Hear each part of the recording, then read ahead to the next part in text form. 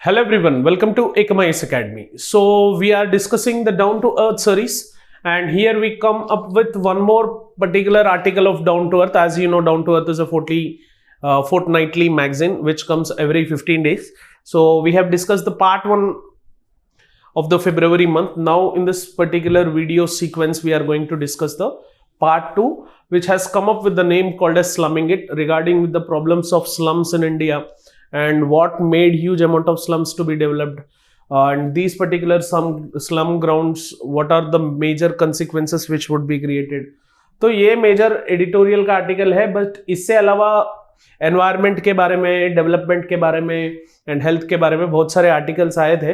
तो वैसे एक आर्टिकल आया था बायोडाइवर्सिटी के बारे में, वो पर्टिकुलर आर्टिकल हम डिस्कस करेंगे इस पर्टिकुलर वीडियो में. एंड आप सबको पता है लाइक हम छोटे छोटे वीडियो बना रहे हैं टुकड़े टुकड़े में, ताकि आगे जाके आपको दिक्कत ना हो.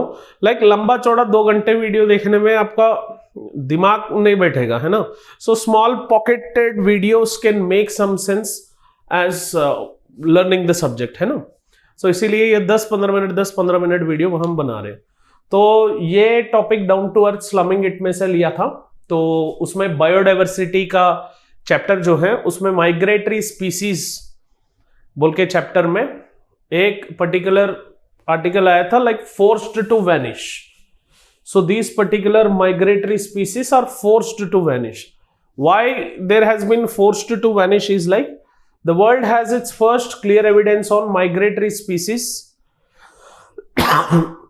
facing high levels of extinction risk due to human led pressures. मतलब आगे जाके देखेंगे what are migratory species and what are different conventions, but अभी हमें दिख रहा है कि लाइक ये जो जनरली माइग्रेटरी स्पीसीज का मतलब होता है कि लाइक एक जोग्राफिकल एरिया से दूसरे जोग्राफिकल एरिया को अगर टेम्पररी फेज अगर माइग्रेट हुए या परमानेंट फेज माइग्रेट हुए, जनरली मैक्सिमम हमें टेम्पररी माइग्रेटरी स्पीसीज दिखेंगे.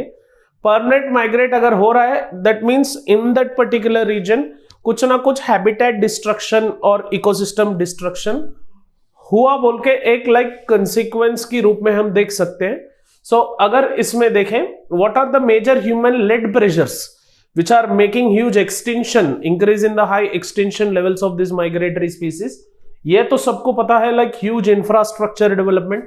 and ये क्यों हो रहा है? huge infrastructure development is the resultant and consequence of high population growth which we are seeing, and targeted killings of these particular species जो भी migrated species है, and modification of natural habitat like forest trees, grasslands, different ecosystem provinces which are there, modifying those particular ecosystems for developmental activities as such. So these particular aspects are making huge threat to the migratory species. That's why ये article दिए थे. इसमें थोड़े facts ऐसा है जो आपको याद रहना, and you have to remember these particular facts and also certain concepts where questions from these aspects would be coming in your UPSC preliminary examination. तो इसमें थोड़े फैक्ट्स मैं बताता हूं. तो ये बता रहे कि लाइक जो असेसमेंट किए थे उसमें से 1 in 5 species listed under CMS is at risk of extinction. What do you mean by CMS? CMS refers to convention on conservation of migratory species. तो एक ऐसा कन्वेंशन है, clear, which is a convention on conservation of migratory species. So उसको हम CMS बोलते हैं. So and this particular migratory species का definition मैं ऑलरेडी दिया था. So what do you mean by migratory species? A स्पीसी or lower taxon of wild animal of which the entire population or any geographically separate part of population cyclically and predictably cross one or more national boundaries.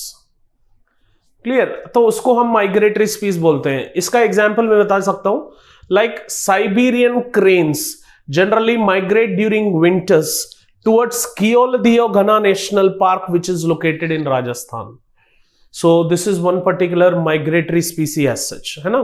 तो ऐसे species जो migrate होंगे because of change in climatic conditions or because of the change in their habitat conditions, उसको हम migratory species बोलते हैं. तो for the protection of this migratory species, for conservation of migratory species, there has been one convention and उसका नाम है CMS. CMS का मतलब है Convention on Conservation of Migratory Species. So इसका थोड़ा बैकग्राउंड देख लेते हैं CMS के बारे में. This is an intergovernmental treaty. See, जो भी कन्वेंशन है या जो भी मेजर है या जो भी, लाइक फॉर एग्जांपल IUCN है, international union for conservation of nature. Many people क्या सोचते हैं this is an intergovernmental treaty, but ये इंटरगवर्नमेंटल ट्रीटी नहीं है, ये इंटरनेशनल एनजीओ है. So which are intergovernmental treaties, which are NGOs, ये याद रहना बहुत इंपॉर्टेंट है यहाँ पे, है ना. सो CMS अगर आप देखेंगे it's an intergovernmental treaty under UNEP. UNEP का मतलब है यूनाइटेड नेशंस एनवायरमेंट प्रोग्राम. अगर आप 1972 का like United conference of human environment के बारे में पढ़ चुके हैं, वो पर्टिकुलर कॉन्फ्रेंस के बाद में under United Nations this United Nation environment programme has been formed.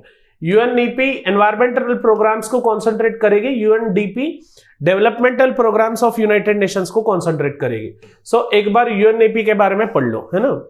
And which is popularly known as Bonn Convention. So under this particular Bonn Convention ये इंटरगवर्नमेंटल ट्रीटी हुआ था.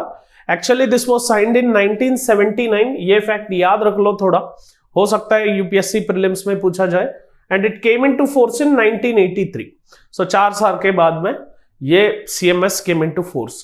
एज ऑफ नो, आज की तारीख में, आज क्या है 16 मार्च 2024. सो आज की तारीख में अगर आप देखें 133 countries are part of this particular CMS including India. So ये पार्टीज का मतलब है they have signed this convention and they are following the regulations of this particular convention. इस पर्टिकुलर CMS का एम्बिशन क्या है? It aims to conserve terrestrial, marine and avian migratory species as such. जो भी land पे है, air में है, एवियन फोना, वाटर बॉडी पे है, उसको कंजर्व करने के लिए, वो माइग्रेटरी स्पीसीज जो भी हैं उसको कंजर्व करने के लिए ये मेन कन्वेंशन लाया गया था. It lays legal foundation to conduct conservation measures also. तो ये जो लीगल फ्रेमवर्क है या पनिशमेंट है या क्रॉस बॉर्डर एक्सचेंज है, ये सारे भी ये पर्टिकुलर कन्वेंशन के अंडर होता है. Like that is convention on conservation of migratory species.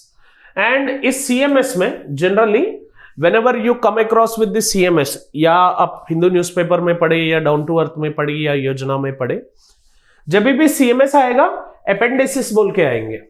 Clear? Generally जैसे हम वाइल्ड लाइफ प्रोटेक्शन एक्ट पढ़ेंगे, इसमें schedule 1, schedule 2, schedule 3, schedule 4, schedule 5, schedule 6, है ना. सो जैसे आएगा वैसे CMS आते ही तुरंत अपेंडिक्स 1, अपेंडिक्स 2 बोल के आएगा.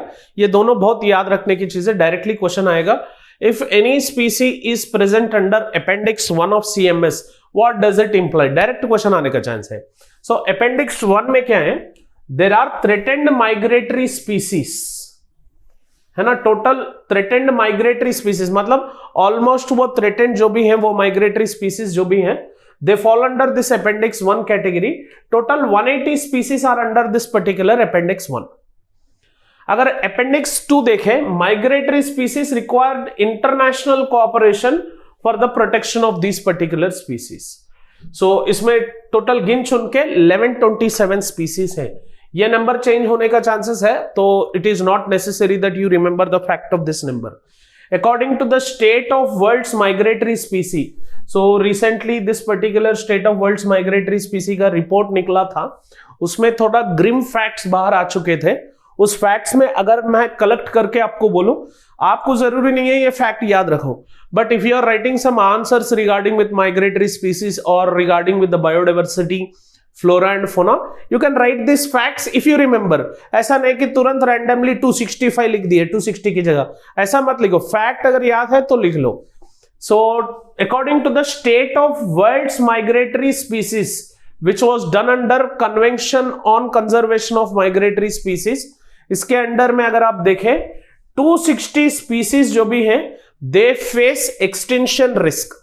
260 स्पीसीज ऐसे हैं जो which would be facing the extinction risk, and 520 see declining population trends.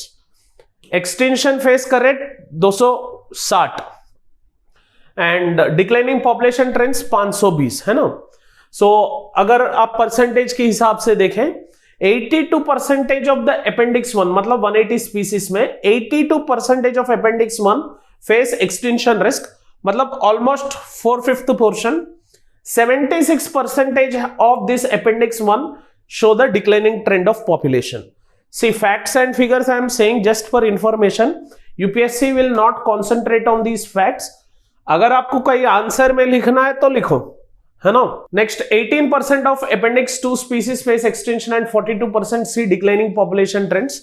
And data collected from IUCN Red List. IUCN Red List बहुत इंपॉर्टेंट है सर।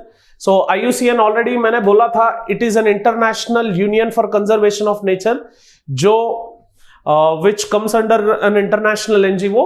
उसका बहुत सारे एनवायरमेंटल कंजर्वेशन कामों में ये रेड लिस्ट जो भी है, this is the most important task which it would be doing. And along with the data collected from the living planet index, ये भी रिसेंटली न्यूज में था लिविंग प्लैनेट इंडेक्स बोल के। सो IUCN रेड लिस्ट याद रख लो, living planet index. Generally living planet index जो भी है that would be given by two organisations. अगर आप देखेंगे this living planet index would be managed by zoological society of London along with world wide fund for nature, जिसको हम WWF बोल के बुलाएंगे। सो बचपन में हम जैसे WWF करते थे, ये भी WWF करेगा नेचर की वजह से, है ना। सो ये WWF and zoological society of London has given living planet index. इससे एंड IUCN रेड लिस्ट से डेटा कलेक्ट करके the state of migratory species का रिपोर्ट रिलीज किया गया था। एंड ये फैक्ट्स एंड फिगर्स जितने भी हैं वहां से कलेक्ट हो चुके थे। सो डायरेक्टली IUCN रेड लिस्ट में अगर आप घुस के देखेंगे, घुसने की जरूरत नहीं है, मैं घुस गया ऑलरेडी एंड वो घुस के देखा तो ज्यादा ज्यादा वही फैक्ट मिले मुझे। ये IUCN रेड लिस्ट की असेसमेंट्स की वजह से, है ना, 70% of CMS listed reptiles and 97% almost 100 of CMS listed fish are threatened with extinction. मतलब CMS में जितने भी रेप्टाइल्स है उसमें 70% एक्सटिंक्शन कैटेगरी में आ रही है। 97% of the fishes present in the CMS list are falling under the extinction category. But this is somewhat abnormal when you come to the birds category. 78% of birds and 44% of mammals are considered as least concern category. Sir ये extinction, threatened, least concern बोले तो क्या है? What do you mean by it? Generally ये IUCN जो भी है ये रेड लिस्ट जो रिलीज करेगा, clear, IUCN as I have said it's an international NGO. The red list which it would be released, that is the most prominent work which is most famous across the world, and UPSC on and off and ask question regarding with this particular red list. Red list में अगर आप जाके देखेंगे, it is the foremost global resource for assessing the risk of extinction among animals, fungi and plant species. In that particular category IUCN red list में total 9 categories का list है। तो उसमें नॉट एवेल्युएटेड एक है, इससे पहले डेटा डेफिशिएंट DD बोल के रहता है। सो उसमें बिना डेटा जो भी स्पीसी का नहीं है तो वो स्पीसी को DD में डाल देते हैं। And certain species where they feel that it is not necessary to evaluate and see, उसको नॉट एवेल्युएशन कैटेगरी में डालेंगे। लीस्ट कंसर्न कैटेगरी में डालेंगे थोड़े बहुत, मतलब उसका पॉपुलेशन अब तो ठीक है बट उसके ऊपर भी कॉन्सेंट्रेट करने की जरूरत है। And near threatened category are those particular species, like उसको थोड़ा बीमार हुआ, अगर अभी उसको नहीं बचाया तो सीरियस कंडीशन हो सकता है and it might change into vulnerable स्पीसी।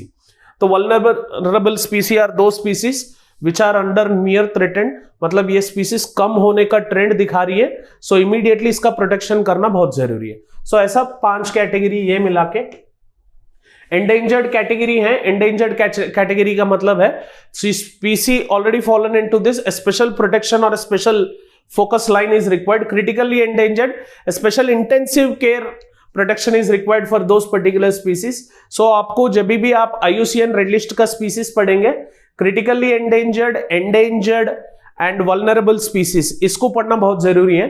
And extinct in wild का मतलब है एक आधा स्पीसी लास्ट में दे आर प्रेजेंट, वो भी आगे जाके पूरा मरने का चांसेस है, उसका खुद का पूरा स्पीसीज जो भी है they would be falling under the extinct category. Extinct का मतलब है आगे जाके हमें ये स्पीसीज दिखने को नहीं मिलेगा। सो IUCN generally evaluates this particular thing, so to make this particular species to get highest protection and highest conservation status. So एक बार IUCN रेड लिस्ट के बारे में पढ़ लो, chances are very high that question in 2024 UPSC prelims would be coming in this particular regard. So ये सब कुछ calculate करने के बाद मैंने अगर पूरा आर्टिकल पढ़ते पढ़ते what would have been the driving forces which might have made these particular species to be fallen under threatened category or vulnerable category or in the extinct category, तो मुझे थोड़े बहुत कॉमन चीजें यहाँ पे आए थे। that is like over exploitation is the first thing which came into picture, like over exploitation most common threat which is there, जहां पे भी हम फॉरेस्ट रिसोर्सेस या सॉइल रिसोर्सेस या वाटर रिसोर्सेस को यूज कर रहे हैं, वहां पे ज्यादा extreme exploitation is one particular aspect which is acting as a driving force in this particular regard. Habitat loss, degradation and fragmentation. तो फॉर एग्जाम्पल फॉरेस्ट एरिया और ग्रासलैंड, हैबिटेट का मतलब वो ऑर्गेनिज्म का फिजिकल एड्रेस जो भी है उसको हैबिटेट बोलते हैं। Like grassland becomes habitat for most of the wild life, savanna is a habitat for most of the wild life. Hope many know about this particular savanna. So उसका degradation, fragmentation का मतलब उसका like area जो भी है that is being reduced and small fragmented lands have been left out. And hunting, इसमें अगर आप देखेंगे 7/10 इसका 70% out of 100 species are being threatened due to overexploitation, habitat loss, degradation, fragmentation की वजह से 75%, hunting and poaching is one of the main aspect because of which 75% of species are falling in this particular threatened and vulnerable category. Overfishing, clear, this is also one driving force. Along with that, many other forces like agriculture, aquaculture, usage of pesticides in the agriculture, and finally mixing up with the environment, creating air pollution, water pollution, soil pollution, and disturbing the natural ecosystem, modifying the natural ecosystem, converting the grassland areas, forestry lands into agricultural lands or industrial developed lands, and non-timber crop production and spread of invasive species जो भी हैं, clear? So all these particular aspects are also acting as a driving force for threatening the migratory species, making the migratory species to be vulnerable, and making the migratory species to become extinct. Okay, so here the most focus areas are what are migratory species, what is CMS framework, recently क्या meeting हुआ था, कौन सा corp meeting हुआ था वो एक बार देख लो, यूनाइटेड नेशन एनवायरनमेंट प्रोग्राम देख लो, लिस्ट देख लो माइग्रेटरी स्पीसीज का, इंडिया में कौन सा ऐसा माइग्रेटरी स्पीस आएंगे उसका लिस्ट देख लो, एंड IUCN रेड लिस्ट देख लो, लिविंग प्लैनेट इंडेक्स देख लो। यहां से कई तभी आपको यूपीएससी प्रिलिमिनरी 2024 में क्वेश्चन आने का चांसेस है। यहां पे मैंने एक क्वेश्चन दिया आपको, इस क्वेश्चन को आप आंसर लिखने की कोशिश करिए, एंड आंसर जो भी लिखेंगे आप कमेंट बॉक्स में पेस्ट करिए ताकि हम उसको एवेल्युएट करें एंड लाइव रिप्लाई दे, है ना। सो discuss the significance in protection of migratory species. तो क्या सिग्निफिकेंस है इसको प्रोटेक्ट करना, वाई हम माइग्रेटरी स्पीसीज के ऊपर कॉन्सेंट्रेट कर रहे हैं। Throw light on convention on CMS, जो भी मैं पढ़ाया था उसका डीपर लिख लो आप, CMS कन्वेंशन क्या होता है, and suggest some measures to protect this migratory species. Already we have some measures, और क्या मेजर्स ले सकते हैं ताकि हम माइग्रेटरी स्पीसीज को प्रोटेक्ट करें। So these are the aspects which we have to focus upon with. Hence, thank you for watching this video. So if you have liked this video, please do like and do share this video to as much as you can so that education revolution can come. And do subscribe to Ekam IAS Academy channel if you haven't subscribed. Please click on the bell icon, and please we welcome you to give valuable feedbacks so that we can come better and better for you. So to raise up our burning desire, you stay along with us by liking us, sharing our videos, and dropping your valuable feedbacks in the comment section. Thank you for watching this. Have an awesome day. Jai Hind.